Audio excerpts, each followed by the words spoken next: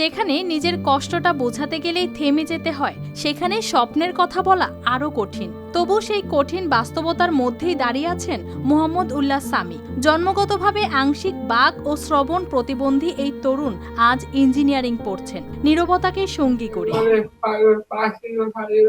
প্রতিদিন সকাল হলেই কচুয়া উপজেলার পলাশপুর গ্রাম থেকে ব্যাগ কাঁধে বের হন সামি। হেঁটে হেঁটেই পৌঁছান চাঁদপুর পলিটেকনিক্যাল ইনস্টিটিউটে।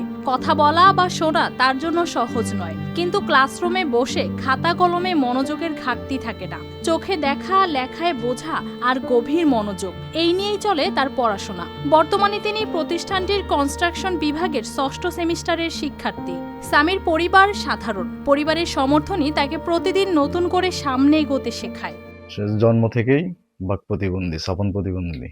আর বর্তমানে সে চাঁদপুর পলিটেকনিক্যালে ৬ষ্ঠ সেমিস্টার আছে।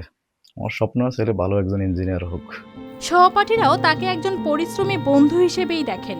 সানবিট সব দিবে সামাল। সানবিট ম্যাজিক প্রেস ডিশওয়াশিং এর মাথা ঘোরানো সলিউশন। আমরা সবসময় সামিকে একজন বন্ধু, একজন ভাইয়ের মতো দেখি। অন্য কোনো নজরে আমরা আলাদা করে দেখি না। সবসময় তাকে আমরা নিজেদের সাথেই রাখি। আমরা সামি পড়াশোনাতে অনেক ভালো, আর সে পড়াশোনার পাশাপাশি বিভিন্ন সামাজিক সংগঠনেও কাজ করতেছে।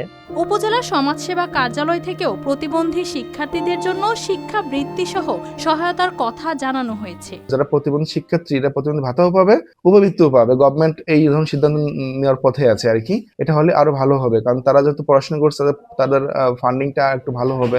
এই গল্প সাজানো নয়, একেবারে বাস্তব। কথা বলা কষ্টের হলেও থেমে যায়নি স্বপ্ন।